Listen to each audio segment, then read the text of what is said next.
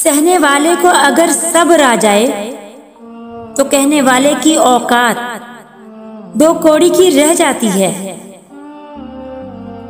तड़प दिखानी पड़ती है, तड़प दिखानी पड़ती है, तभी तो आबे जमजम मिलता है।